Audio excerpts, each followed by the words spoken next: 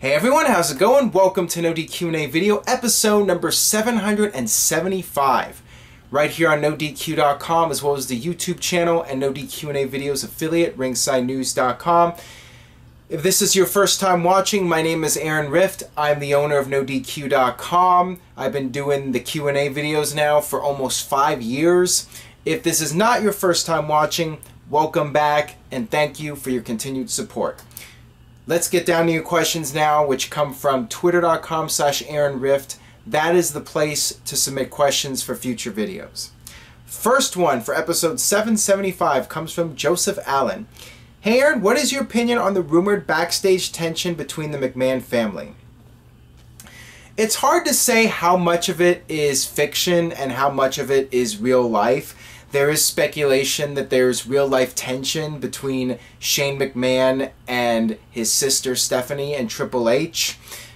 Some feel that that was what led to Shane leaving in 2009-2010 because there was a power struggle between the two sides. Shane wanted to run the company a certain way, and Triple H and Stephanie had a different direction.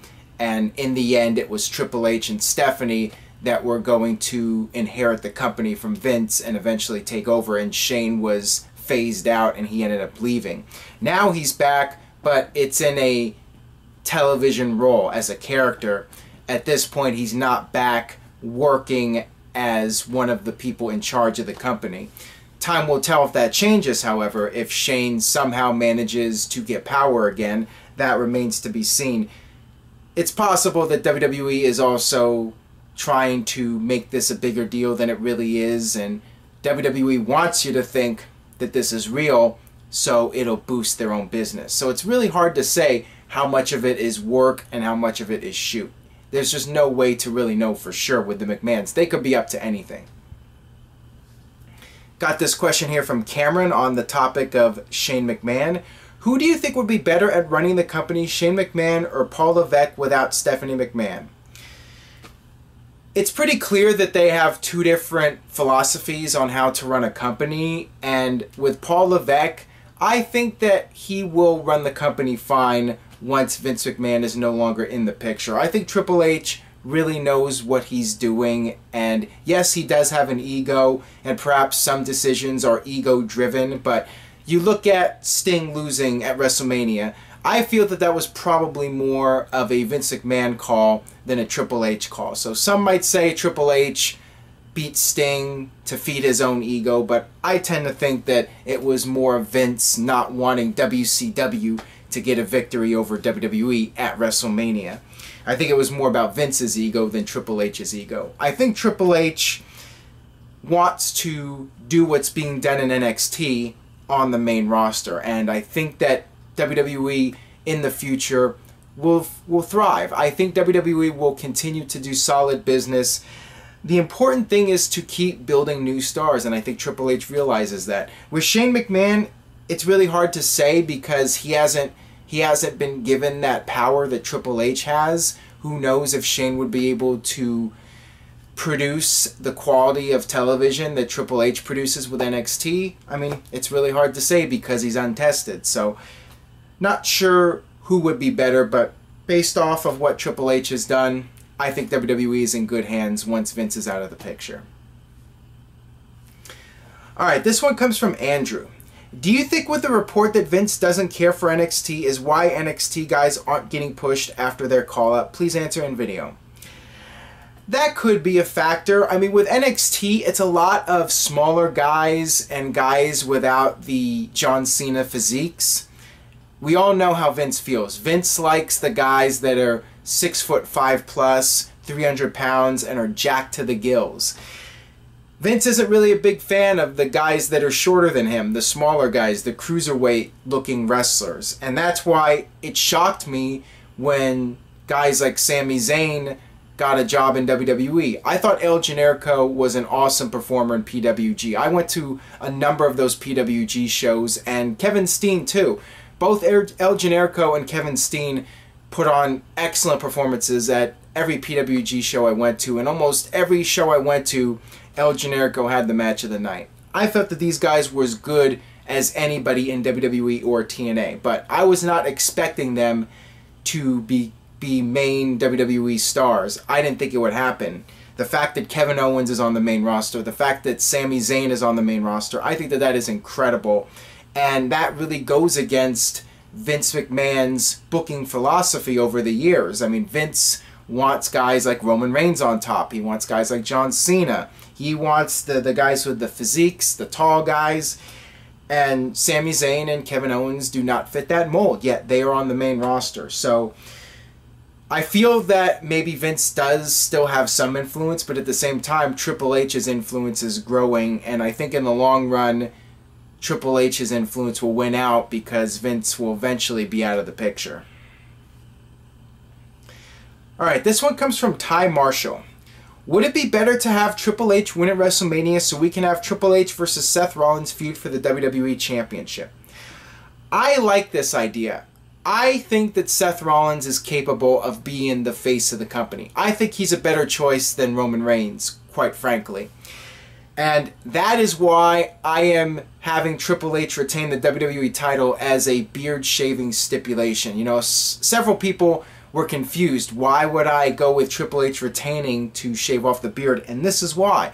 Because I think that you could have Triple H retain the title and then have Seth Rollins come back as a babyface and challenge Triple H for the title. I think that that would be a hot feud, and I think Seth Rollins would have universal fan support. I think that you would have 90 to 95% of the fans behind Seth Rollins as a babyface. He's just an awesome performer, and very few people dislike the guy. I think you should go with him as the top babyface. He's not Roman Reigns. He doesn't have the physique of Roman Reigns, although he's in great shape, and he's fairly tall. I mean, he's not the tallest guy, but he's got a good physique. He's an incredible athlete. He can do his promos well. I think the guy all around is one of the best performers in WWE in many years. So, for that reason, I say have Triple H retain at WrestleMania and have Seth Rollins challenge Triple H for the title. I think that that would be a red-hot feud. And if Triple H retains at WrestleMania, I will shave off this rat nest of a beard, as some of you call it. Alright, this one comes from the Daniel Allen. Do you think a better idea for WrestleMania 17 would have been Rock winning and then Austin and Rock having a decider match at WrestleMania 19? Nobody knew at WrestleMania 17 that Austin and Rock would be having a third match at WrestleMania 19. There's no way to predict the future like that. I think the best idea for WrestleMania 17, this is something I mentioned before, I would have had the WCW guys hijack the match. I would have had the Natural Born Thrillers and all those guys come in. Austin and Rock would hold their own against those guys, but then Bill Goldberg would show up, hit a double spear on Austin and Rock, and just leave those two guys laying in the ring. Goldberg and the WCW guys celebrating, taking over the main event of the biggest WrestleMania of all time, and that ignites a whole new WWE versus WCW war. That's how I would have booked WrestleMania 17 rather than having Rock win or Austin winning. Austin, if you were going to have either Austin win or Rock win, Austin winning was the right decision in Texas, but turning Austin heel was the wrong move. And it hurt WWE business, but how were they to know? I mean, in WWE's defense and Steve Austin's defense, who knew that business would collapse like that? Austin thought that his character was stale and that going heel would freshen up his character, but it wasn't what the fans wanted. Alright, this next question comes from Colin Nicholson. Do you see Undertaker working more than WrestleMania, like SummerSlam and Survivor Series, or won't it be necessary when the injured guys return? I really feel that Undertaker's career is winding down. I would be shocked if we see him wrestling at more events. This could be his last year. I mean, maybe he'll wrestle one more time at WrestleMania 33, but I really sense that there's no more opponents for Undertaker besides maybe doing a John Cena match at WrestleMania next year. Who else is there for Undertaker to face? He already faced Brock Lesnar.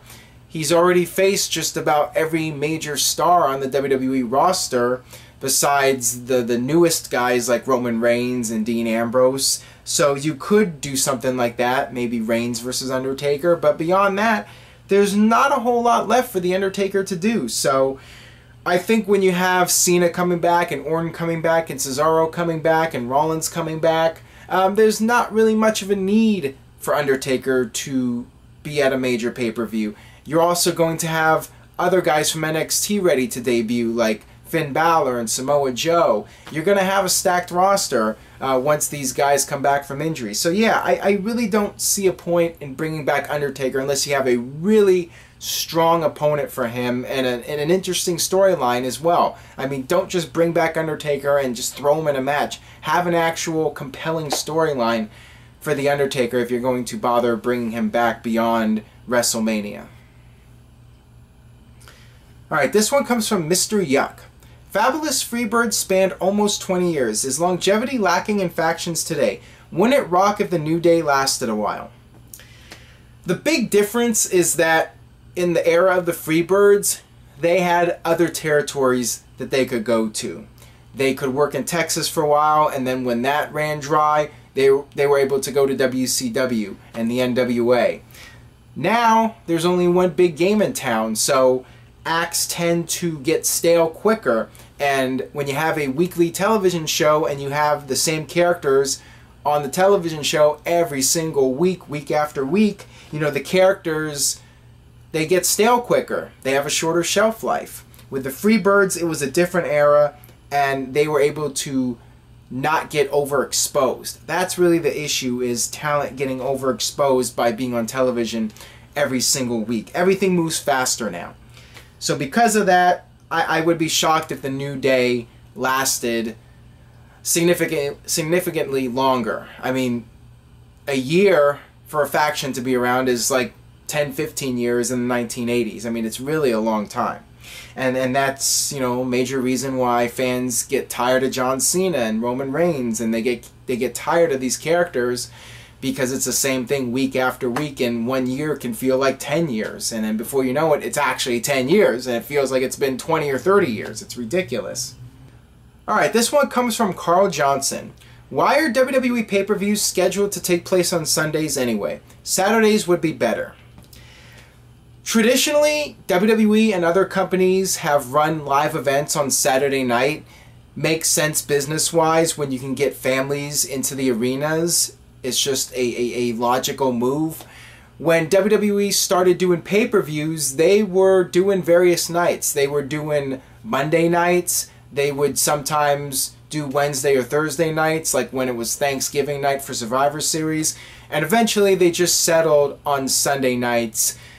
And yes, they could do pay-per-views on Saturday and still run a house show in addition to that. But the thing is, you want to have your entire roster at your disposal. So I think it makes sense for WWE to do their pay-per-view events on Sunday and have that be the one event, your pay-per-view event, which is really important.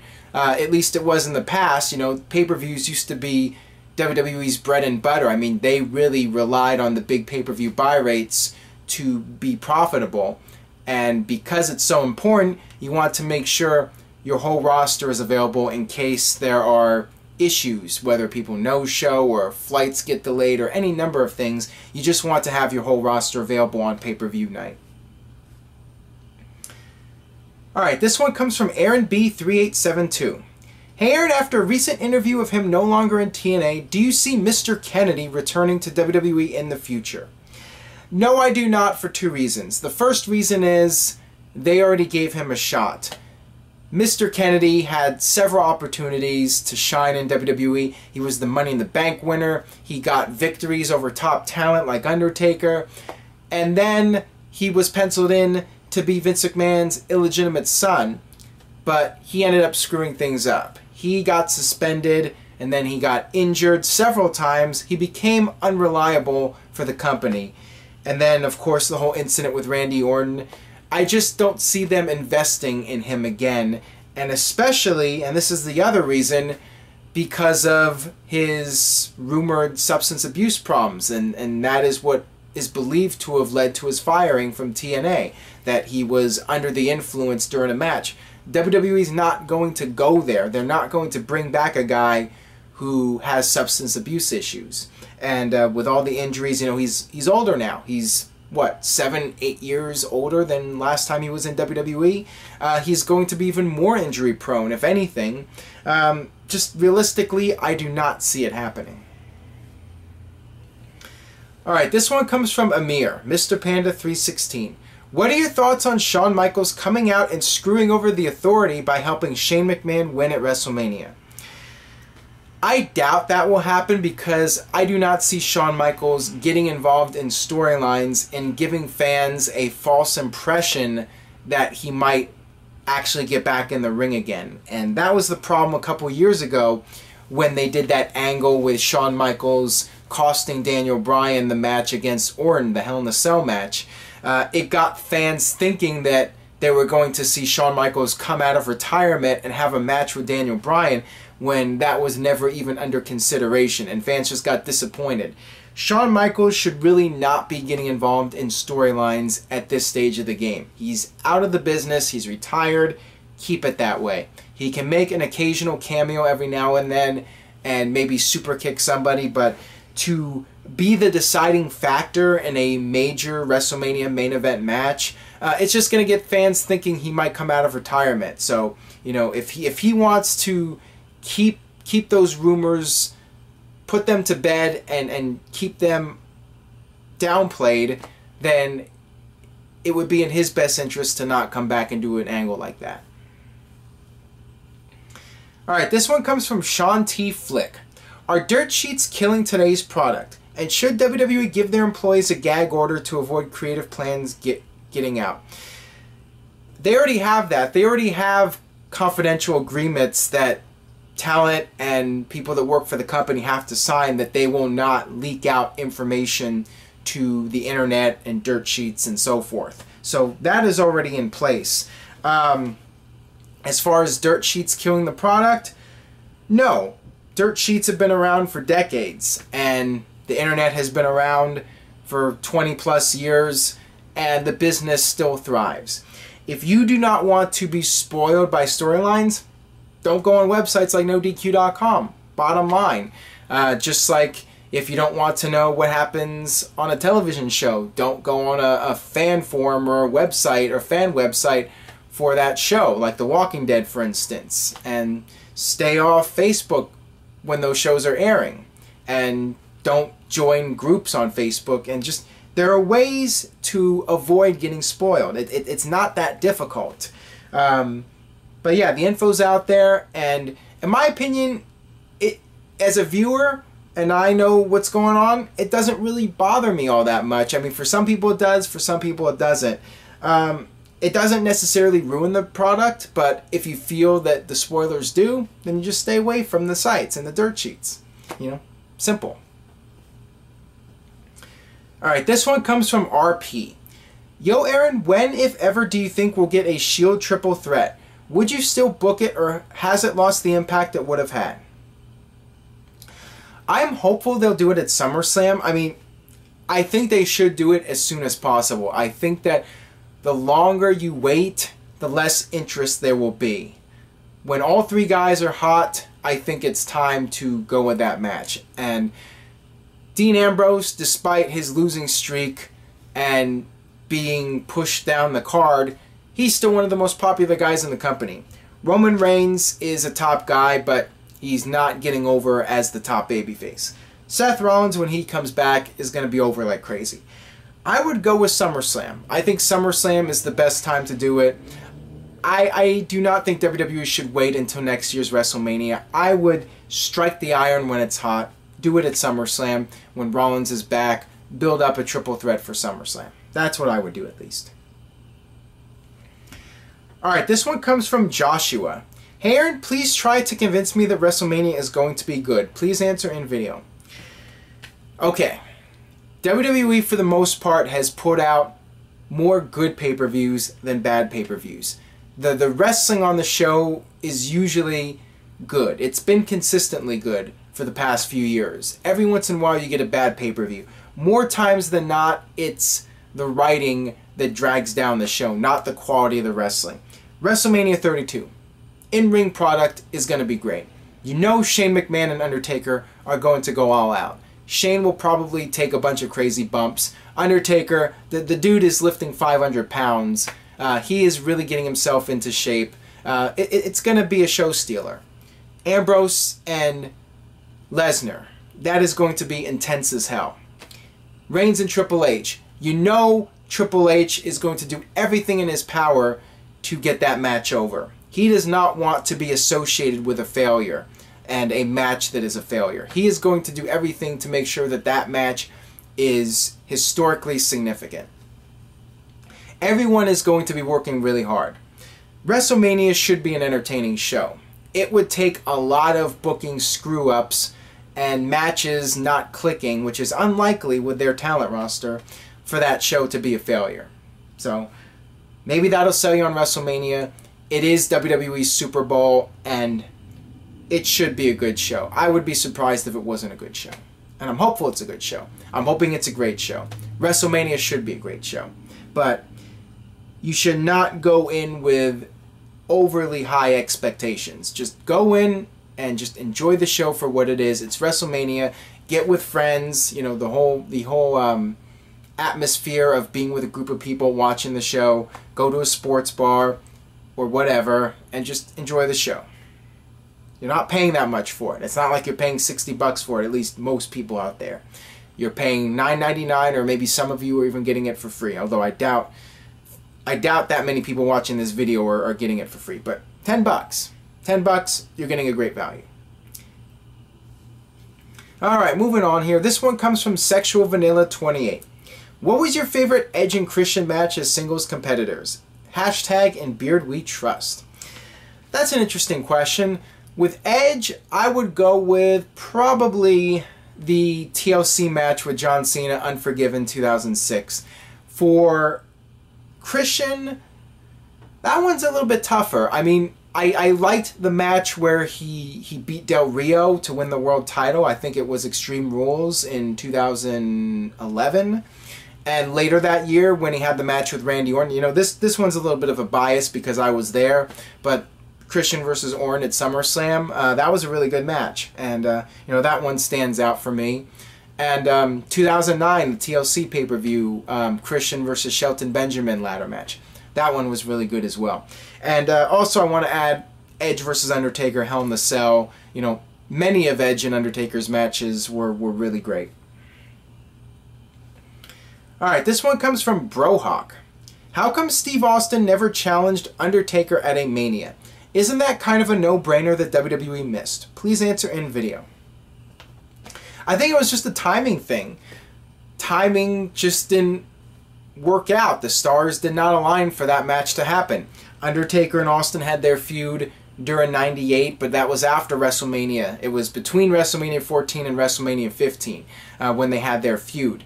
And then there was another period they could have done it in 2001, but you know, Austin turned heel at WrestleMania, and Undertaker and Austin feuded after WrestleMania again. So it just did not work out from a timing perspective. So I think that was the main reason. I think if Austin had not retired so early, maybe we would have gotten another Austin-Undertaker match in 2004 or 2005. I mean, that's a possibility that they would have gone in that direction and done that match. But, you know, Austin retired early too, so they didn't have all that much time to do that match because of Austin's retirement. Alright, this one comes from Rock Fanatic. Would you go with the idea of a special guest referee like Shawn Michaels, Austin, or Batista for the Reigns Triple H match at WrestleMania?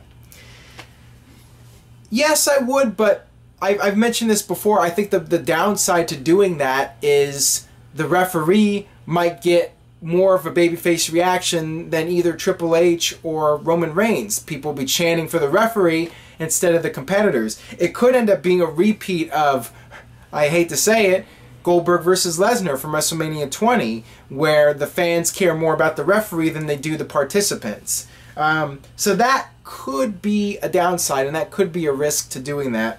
And they're running out of time. They only got 2 weeks now until WrestleMania, and they have not announced a special referee. And that was something that was speculated on, that maybe Batista would do it or Shawn Michaels would do it. There was reports that those guys were approached with offers, and they turned them down.